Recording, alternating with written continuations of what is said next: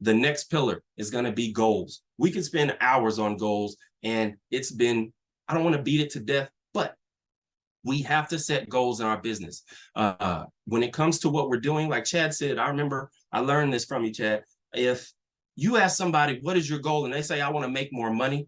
They could be talking about a few more dollars than what they're making now. They could be talking about just making enough to pay a bill, but you have to have a goal when it comes to your business. George has shared how we need to set SMART goals: specific, measurable, achievable, relevant, time-bound goals.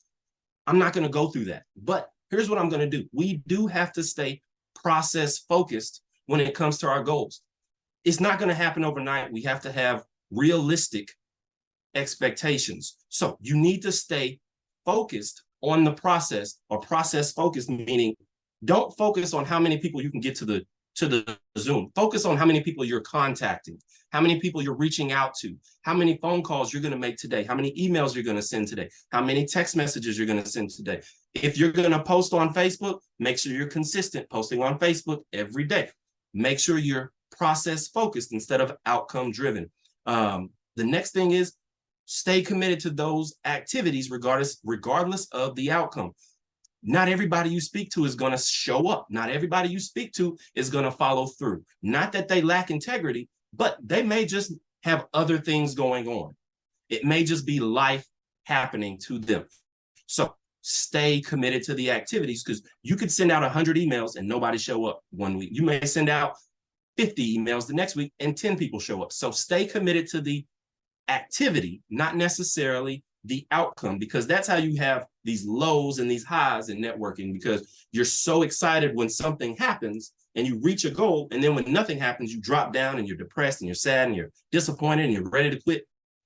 You can avoid those highs and lows if you just stay committed to the process. And then I have magnifying glass and telescope. This is something that I use for myself. When we have goals, there's some things that we need to look at with the magnifying glass. The very next thing that we need to do is a magnifying glass goal, meaning the next thing I need to do is look at what time is it? What can I do for my business right now? If it's 9 o'clock at night, I can't pick up the phone and expect somebody to be up and ready to talk and have as much energy and enthusiasm as I have. I can post on Facebook though. I can post on TikTok. I can do something to the effect of advertising where when people are on a platform, they can see what I'm doing, see what I'm posting.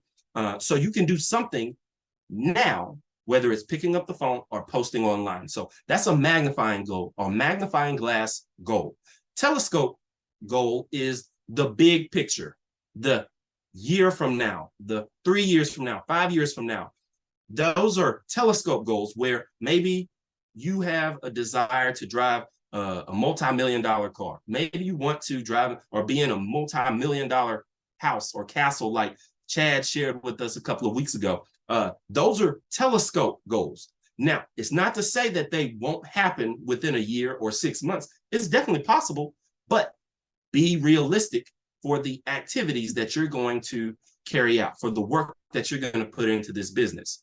For somebody who's going to work this full-time, they can expect their goals to be attained faster than somebody who's going to do this some of the time or when I get some time. So make sure that this is realistic to you.